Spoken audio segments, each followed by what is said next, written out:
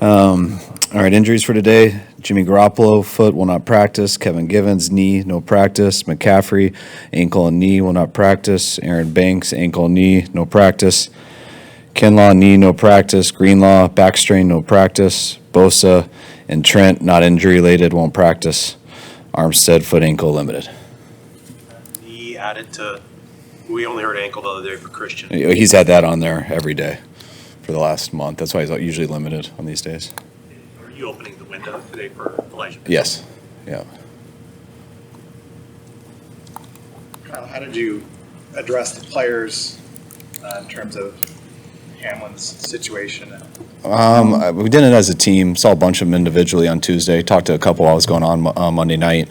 All the guys had it in their individual meetings. In our team setting, we didn't do it, though, because we kind of did it all one-on-one. But we made our doctor, our clinician, he's usually here on Tuesdays for a little bit. We made him available all day. A lot of players used it. The thing we found out, most of them used it for their wives and people like that. A lot of our players were, they were doing all right, but I think the wives used it the most. Is there a common theme of the players or concerns that you heard them express or heard of them expressing? Not really. They said how sad it was, and I'm just seeing it. I think that's just the way they looked at it. I thought they thought it was a pretty freak thing, and just how unfortunate the kid was, and I think everyone was emotional about it. But none of the guys stressed to me any concerns about what they do.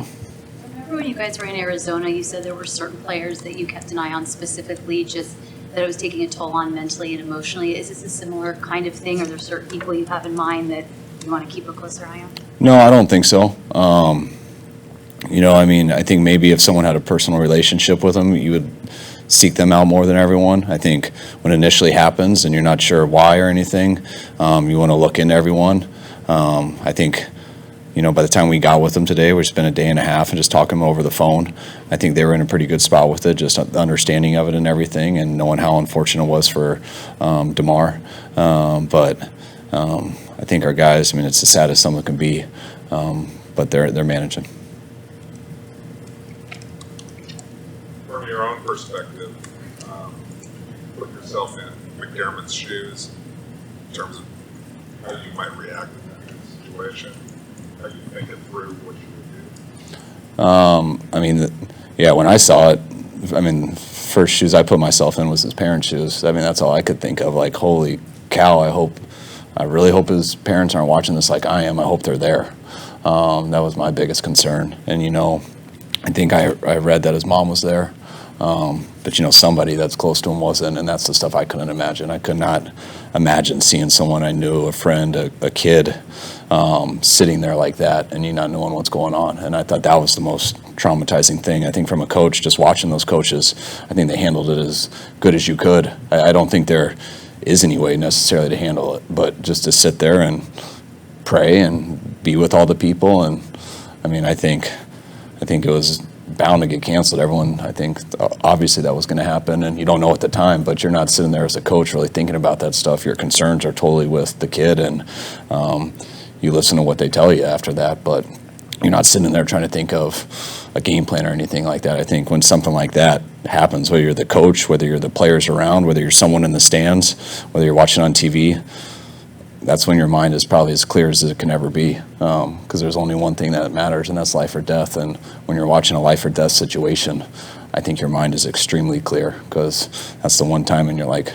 When I've been around people who've lost people real close to them, they're grieving, they're wrecked, but it's usually times people know what's important, because you get reminded that, and that's all you're thinking in that moment, and you could see that on everyone's faces, strong. Anyone with the team go over with the players what the protocols are in cases like that where a heart stops beating? Was anybody curious about? No one asked me that. They could have asked our doctors, who they all, the guys who we're concerned met with. But yeah, no one asked me.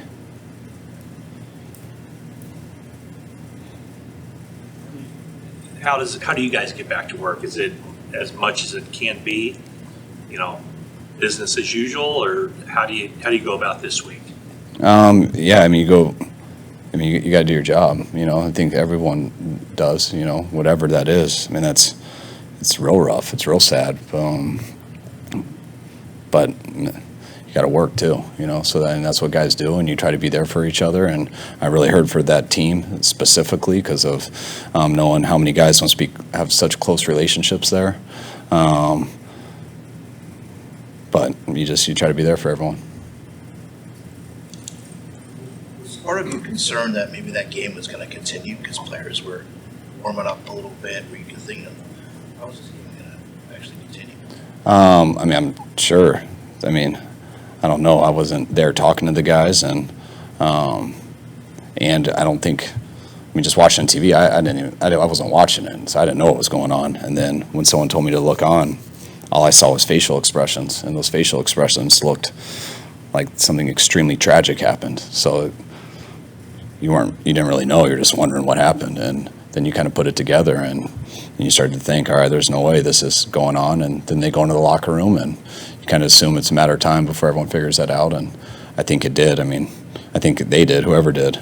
But I mean, it's never. I think it has happened in the past that I've heard of, but I don't ever remember it happened. And so I think everyone's kind of waiting, looking like what happens. And the main thing is they try to save the person's life, and it sounds like they're still trying to do that. And let's all pray that happens.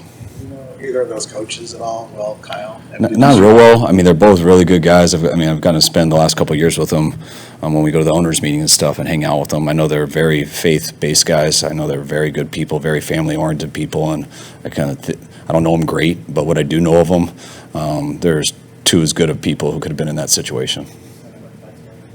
No, I haven't. Yeah, I don't know them like that, but I probably should. But they did a hell of a job. I know there's some talk, some people suggesting that the game should be impacted this coming week, but have you received any kind of indication that, your game is going to be anytime other than 1:25 p.m. on Sunday? Yeah, no, we haven't been told anything differently, so we're just going on with business as usual in terms of when our game is. You guys won't have to make any practice adjustments because of the weather this week? Or? Yeah, we're going to go in our indoor. Yeah, I'm going to put plastic over my script and put a hood over my hat.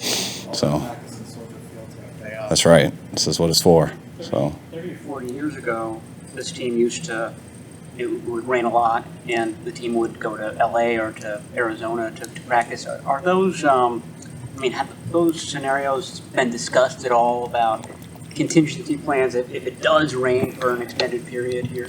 I discussed them a lot when I first got here. Then I was told it never rains. I didn't believe it for a little bit, and then after a couple of years, I'm like, I guess they're kind of right. I've got nervous like once a year, and it ends up not being too bad. Kind of testing that right now. So it is what it is. At least this is the time of year. We're not always going full speed and stuff like that.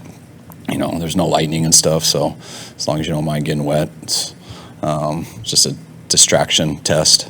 And it's always better you never want it to rain on game day, but if you're going to practice in it all week, or if you know it's going to rain on Sunday, you might as well practice in it. So that's the way it's looking right now. I told him the same thing last week, though, and told him we were expecting rain in Vegas. And they all told me there was a dome. They didn't realize I was being sarcastic, but you hope it ties in well, but you worry about what you can control and just practice.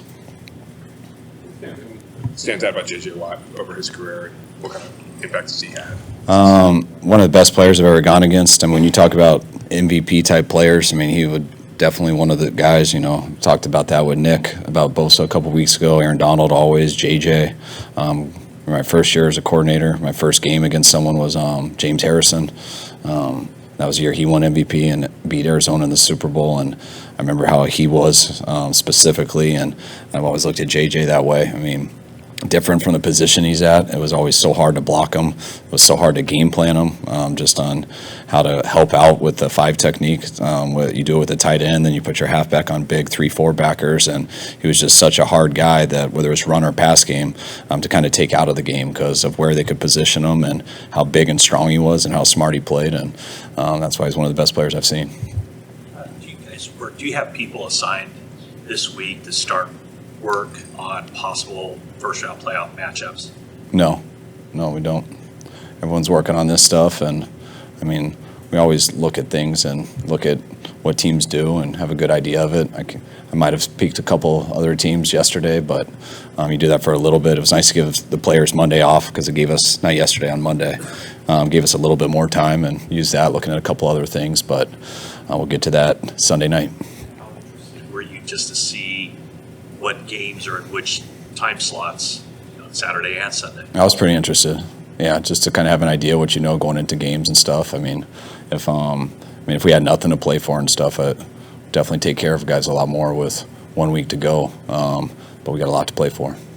I mean, there's a scenario, obviously, with the Vikings playing in 10, and then Philly playing the same time you guys are playing, that midway through that game, you'll have a pretty good idea if you can help yourself or not. Is that something that you talk about in advance, or is it something you plan for in advance, or is it kind of like got to handle it organically as it happens? I mean, I think about a lot of that stuff. I don't talk about it all. We'll see how it plays out, and we'll see what the situation is. And I know one thing, we would love to be the 1 seed, but right now we got the 2 seed, and we want to make sure we at least stay the 2 seed. In order to do that, we need to win. Maybe if Minnesota lost before us, that wouldn't be the case, but I'm counting on us having to win to get that, and we're not going to know until the game's over whether we have a chance at the 1 seed. So the way it plays out, to me, there's only one thing that guys should be worried about and our team should be talking about, and that's beating Arizona. Will you be getting score updates of the Philly game during the game, or do you not want to get that sort of thing? No, I don't really like people getting on that, doing that. I might look at the scoreboard here and there for replay and fall into the score, but we'll see. Two more guys. Kyle, there was on the 1st and 10 play, I think it was the last touchdown drive, when Purdy avoided the sack, they had the pressure coming from his left side, and he kind of flipped around, threw the ball out of bounds. Looked like he missed the hot read, but he ended up with a play that, lived to see another down, basically, kind of situation. As a coach, when you have a young player like that, as smart as he seems to be, do you correct that one a lot, or do you let it go and don't want to cloud his mind too much, given where you are in the season? No, you always correct that stuff. I mean, especially when they're bringing someone that you don't have a blocker for. That stuff can change based off of where our center is sliding, which sometimes you don't always know coming out of the huddle. That can be on a number of things, where we position our hot routes, where the motions are, where a player is we're trying to go to, where we think the blitz is going to. And sometimes that stuff changes, and if the quarterback doesn't know that exactly, you're going to get surprised. And what's been cool about Brock, when he does get surprised, he's got the quickness and stuff to sometimes be able to get out of it. And he did that and was able to save it not being a bad play. But you can't always count on making that guy miss. So you want to make sure that when someone blitzes, there's usually a hole in the defense right there. And that's usually where a hot throw is. And if you know that and you can decisively replace that blitzer, you're going to get into someone's hands with usually time to run. And that's the way when they do that on 1st and 10. Usually it's 2nd and 2 instead of 2nd and 10, and that's what you're going to always do. And when it doesn't work, you're glad he's got other clubs in his bag. Brent, last one. He said he's been coached hard this whole season, but as he's shown he can do what he can do, and I'm sure there are higher expectations for him now. Can you coach him? I don't know, harder is the right word, but maybe coach him differently because he's reached this level, and you say, okay, let's try to push him this level. Yeah, you see what a guy's capable of, and I mean, you don't want to keep asking guys to do stuff they can't do. I hated when my coach kept asking me to run faster. I couldn't.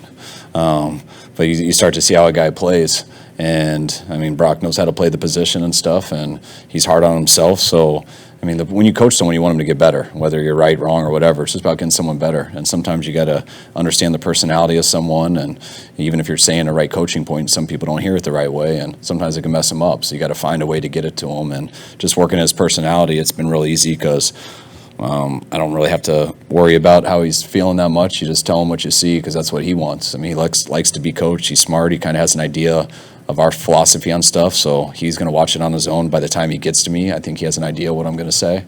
But the more he plays, the more stuff that comes up, and I don't care how good a quarterback plays. You can sit there and coach him on everything all the time. Remember when I used to meet Matt Schaub on the bus after we had landed somewhere, and we'd always watch the game on the plane, and I'd go sit by him and I would be like, all right, man, you did play really good, except for plays 9, 12, and 13. And he'd always go, well, what about the plays I played good on? I'm like, those don't matter. That's what we expect. And that isn't, I mean, but when you have guys who just want to be coached and you don't need to tell them 10 compliments before you tell them a coaching point, then it's a lot more fun. And I think that's how he gets better. What was your 4.2. 40 time? I was raised by a coach, and so every single time that the 40 came up in spring, my hamstring was too tight to run it 5 years in a row. So I would never let anyone get that on paper. But I was always good enough to run the shuttle. All right, guys. Thanks.